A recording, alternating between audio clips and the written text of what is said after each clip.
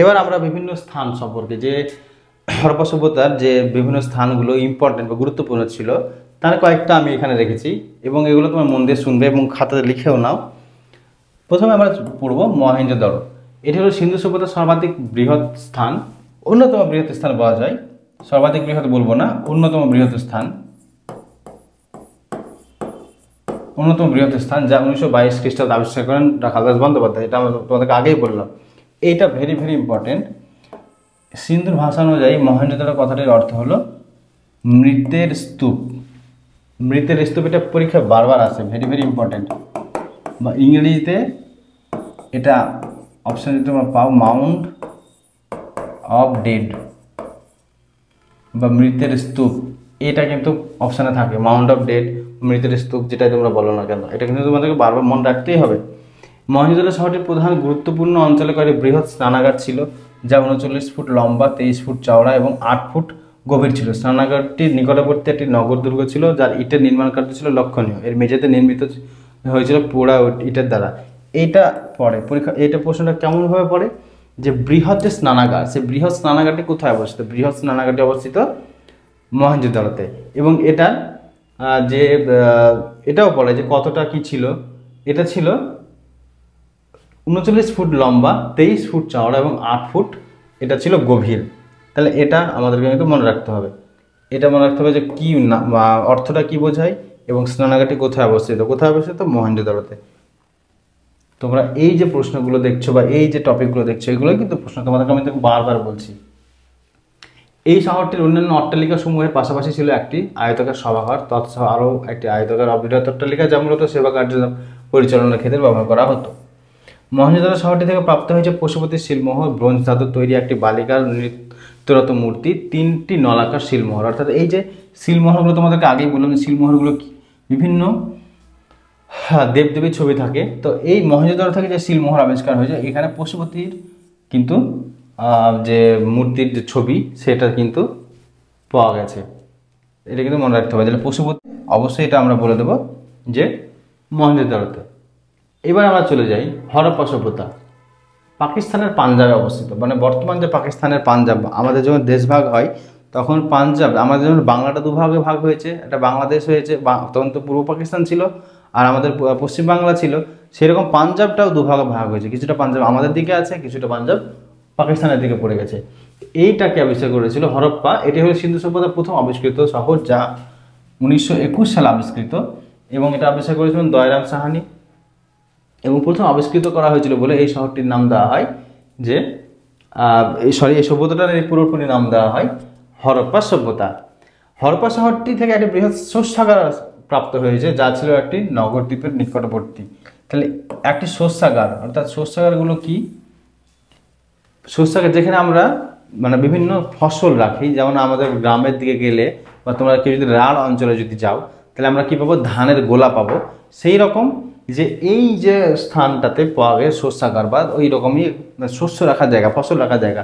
তাহলে এরা এতটাই উন্নত ছিল যে শস্য রাখার জায়গাটা কি করা হতো, যে আমরা কি করি বর্তমানে বাড়িতে ঘুলঘুলি বলি না, ভেন্টিলেটর বলি না, ওরা ফসল যাতে ঠিক থাকে তার জন্য এই ভেন্টিলেটর রাখার ব্যবস্থা ছিল। এবং এই যে শস্যাগারের আশপাশে অনেকগুলো ছোট ছোট ঘর পাওয়া গেছে, যেখান থেকে মনে করা হয় যে শস্যাগারে যারা কাজ করত তারা সেই জায়গাতে বসবাস করত। তাহলে এরা কিন্তু নগর পরিকল্পনায় কিন্তু বর্তমান যুগে আমরা যেমনভাবে ব্যবহার করি ঠিক সেই রকম ততটাই উন্নত তারা ছিল সেই সময়। এবং তাহলে এখান থেকে আমরা কি বলবো, যে হরপ্পা সভ্যতাটি হরপ্পা সভ্যতায় যে শস্যাগারটা পাওয়া গেছে সেটা কোথায় পাওয়া গেছে? সেটা পাওয়া গেছে হরপ্পাতে। তারপরে দেখো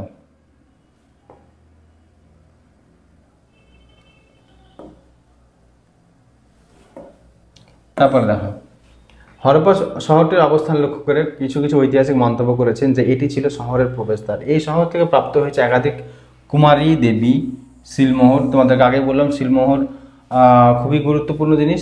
কাঠের পাত্রে গম, জব, তামার কেটলি, আয়না, নগ্ন পুরুষ, নারীর নৃত্যরত মূর্তি, পাথর। এই যে নারীর নৃত্যরত মূর্তির পাথর, এটা পরীক্ষাতে পড়ে যে নৃত্যরত নারী মূর্তি বা কোথায় পাওয়া গেছে, তখন আমরা এটা উত্তরটা করে দেবো কোথায়, যে হরপ্পাতে। কোথায় পাওয়া গেছে? হরপ্পাতে। এটা তোমাদের কিন্তু মনে রাখতে হবে। সিন্ধু সভ্যতার সর্বাধুনিক শহরটি হচ্ছে ধোলাভিরা। তোমরা হেডিং দেখতে পাচ্ছ, ধোলাভিরা। এটা কোথায় অবস্থিত? গুজরাট। ধোলাভিরা সিন্ধু সভ্যতার একটা সর্বাধুনিক শহর। কেন? তার বৈশিষ্ট্য তোমরা যখন দেখবে তখন বুঝতে পারবে। ভারতবর্ষের সর্ববৃহৎ শহরের সংখ্যা একটি বা দুটি, যার মধ্যে ধোলাভিরা অন্যতম। তাছাড়া এই সভ্যতার অন্য শহরটি হলো হরিয়ানার রাখিগারহি। তাহলে এটা আমরা মনে রাখবো, যে রাখিগারহি,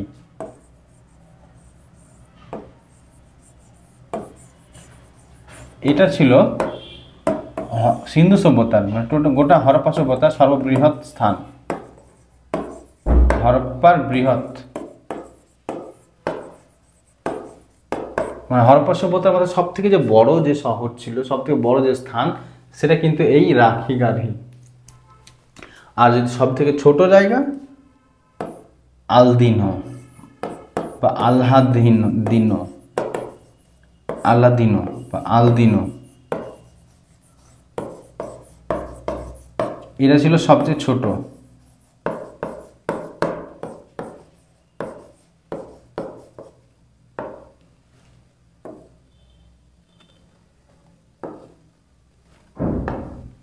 এটা ছিল সব থেকে ছোট। আলদিনো সব থেকে ছোট, করাচির কাছে অবস্থিত। আর সব থেকে বড় রাখিগারহি, এটা আমাদের হরিয়ানাতে অবস্থিত। ধোলাভিরা শহরের অন্যতম যে বৈশিষ্ট্য, সেটা হলো এটা তিনটি অংশে বিভক্ত, যার দুটি অংশ সুগঠিত হয়েছিল পাথরের আয়তাকার গঠন দ্বারা, যা ছিল সিন্ধু সভ্যতার পণ্য বিক্রয়ের ঘর। ধোলাভিরা শহরের মধ্যবর্তী অঞ্চল নগর পরিকল্পনার আর যে কার্য, সেটা মনে করা হয় ঋগ্বৈদিক যুগে আর্যরা সাহায্য করেছিল। এবং এই ধোলাভিরাতে, বর্তমানে এই ধোলাভিরাতে তোমরা যদি কেউ বেড়াতে যাও গুজরাটে, তাহলে তোমরা দেখতে পাবে যে আমরা বর্তমানে যে রাস্তায় বা সাইনবোর্ডগুলো দেখতে পাই, যে হ্যাঁ এটা এই জায়গা, বিভিন্ন যে সাইনবোর্ডগুলো দেখতে পাই, সেই সাইনবোর্ডগুলো কিন্তু এই ধোলাভিরাতে ব্যবহার করা হয়েছিল, যে বিভিন্ন স্থান বা বিভিন্ন জায়গাকে চিহ্নিত করার জন্য সাইনবোর্ড দিয়েছে, বা রাস্তা বিভাজন বোঝানোর জন্য সাইনবোর্ড দেওয়া, এইসবগুলো কিন্তু এইখানে পাওয়া যায়। এবং এখানে আরও অনেক কিছু পাওয়া যায়, কূপ, নলকূপ, হ্যাঁ, এই বিভিন্ন জিনিস যেগুলো উন্নত সভ্যতার যে সব বৈশিষ্ট্য বলা যেতে পারে, এই ধোলাভিরাতে পাওয়া যায়। খুবই গুরুত্বপূর্ণ এবং খুবই উন্নত একটা শহর ছিল এই ধোলাভিরা সেই যুগের। তারপরে আমরা দেখি, যেহেতু আমরা নাগরিক সভ্যতা, তাহলে নগর পরিকল্পনা এবং গঠনের ক্ষেত্রে আমরা দেখব নগরগুলি দুটি খণ্ডে বিভক্ত থাকতো, যার উপরের অংশ বা সিটাডেল এবং বাকি থাকতো নিম্ন অংশ। সিটাডেল একটা জিনিস, সিটাডেলটা কি হচ্ছে, একটা মনে করো একটা শহর আছে, এটা একটা শহর, এই শহরের একটা উঁচু জায়গা থাকতো, এখানে একটা ঘর থাকতো, আর নিচে বসতি থাকতো। মনে করা হয় এই যে উঁচু জায়গা এবং যেখানে থাকতো সিটাডেল মনে করা হতো যে এখানে বসবাস করতো পুরোহিতরা অথবা যে রাজা, সেই শহরের যে প্রধান, সে সেখানে বসবাস করতো। কারণ তাহলে হয়তো বিভিন্ন আক্রমণ বা বিভিন্ন জায়গাতে জিনিস থেকে সে যারা বাঁচতে পারে, তার জন্য কিন্তু এই বিভিন্ন শহরের একটা করে উঁচু ঢিবির মতো স্থান থাকতো, তার উপরে যে প্রাসাদ বা বাড়ি থাকতো, সেখানে কিন্তু শহরের প্রধান বা পুরোহিতরা কিন্তু বসবাস করতো, এবং নিচে সাধারণ মানুষের বসবাস করার জায়গা ছিল। এটা ছিল সিটাডেল। এবং সিটাডেলগুলো সাধারণত নগরের পশ্চিমাংশে থাকতো, এবং অট্টালিকাগুলো, সেখানকার যে অট্টালিকা থাকতো সিটাডেলে, সেখানে শাসক শ্রেণীর লোকেরা বসবাস করতো বা পুরোহিতরা বসবাস করতো। অন্যদিকে সিটাডেলের নিম্ন অংশে অর্থাৎ নগরের পূর্ব প্রান্তে যেখানে থাকতো, সেখানে সাধারণ মানুষ বসবাস করতো। নগরগুলো অধিক মাত্রায় পোড়াইটের অট্টালিকা প্রাপ্ত হলেও সম্পূর্ণরূপে পাথর নির্মিত অট্টালিকা অনুপস্থিত ছিল। অর্থাৎ সেই সময় আমরা বর্তমানে কি ব্যবহার করি, ইট দিয়ে বাড়ি তৈরি করি, এবং ইটের বাড়িতে পোড়াইট, তখনও কিন্তু পোড়াইটের বাড়ি ব্যবহার করা হতো, মানে পোড়াইট দিয়ে তৈরি করা হতো। অর্থাৎ এতদিন পূর্বে বুঝতে পারছো যে কতটা উন্নত তারা ছিল। তারপরে ভূগর্ভস্থ পয়ঃপ্রণালী ব্যবস্থায় নগরের সমস্ত অট্টালিকার সমূহের নালাগুলি বড় বড় রাস্তার নর্দমায় পতিত হতো। নর্দমাগুলিকে ইট বা পাথরের ঢাকনা দিয়ে চাপা দেওয়া থাকতো। তৎসহ সজ্জিত ম্যানহোল ব্যবস্থার উপস্থিতি লক্ষণীয় ছিল। নর্দমাগুলিতে চুন দেওয়া হতো। তাই বলা যায় সিন্ধুবাসীরা ছিল স্বাস্থ্য সচেতন। তাহলে এই যে পয়েন্টটা আছে না, এই পয়েন্টটা তোমরা যদি ভালো করে লক্ষ্য করো, তাহলে বুঝতে পারবে যে একটা শহর কতটা উন্নত ছিল।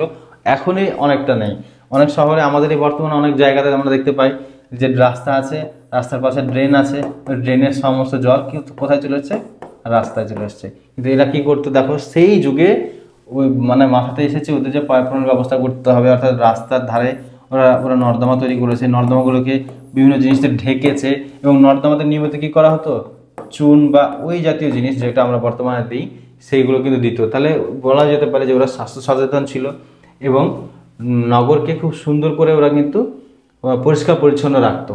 নর্দমাগুলোকে ইট দিয়ে ঢাকনা দিয়ে ঢাকা দিয়ে রাখতো, যাতে জল বা নোংরা জিনিস ওভারফ্লো না হয়ে যায়। বৃহৎ স্নানাগার, যেখানে মহেঞ্জোদারো আমরা পেয়েছিলাম, আমরা আগে পড়লাম, এই স্নানাগারটি ধর্মীয় উদ্দেশ্যে ব্যবহার করা হতো। অর্থাৎ ওই যে স্নানাগারটি ছিল, স্নানাগারটিতে নিচে নামার জন্য সিঁড়ির ব্যবস্থা ছিল, ঠান্ডা গরম জলের ব্যবস্থা ছিল, এবং এখানে মনে করা হতো বিভিন্ন কাজে যে পুজো দেওয়া হতো। এখানে এই যে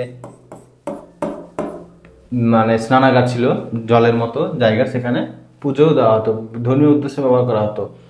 এবং এই সিঁড়ির ধাপ তলদেশ পর্যন্ত বিস্তৃত ছিল। তৎসহ স্নানাগারটির মধ্যে জল ভরার জন্য নল এবং জল নিষ্কাশনের জন্য পাইপলাইনের ব্যবস্থা ছিল। অর্থাৎ একটা জায়গা দিয়ে জল আসবে এবং জল বেরোনোর ব্যবস্থা ছিল। বৃহৎ শস্যাগার, হরপ্পা সিটাডেল বা নগর দুর্গগুলির সংলগ্ন সারিবদ্ধ 6টি শস্যাগার ছিল। অর্থাৎ হরপ্পাতে কি থাকতো, শস্যাগার ছিল। তোমাদেরকে আগে আমি বললাম যে আমরা বর্তমানে যেসব গোলা বা জিনিসগুলো দেখতে পাই, সেই সব জায়গাগুলো মানে শস্য রাখার জন্য যেসব জিনিসগুলো, বর্তমানে তো গোলা বা এখন আমরা একটা জিনিস দেখতে পাই কোল্ড স্টোরেজ, হিমঘর দেখতে পাই, সেই রকম ব্যবস্থা ছিল।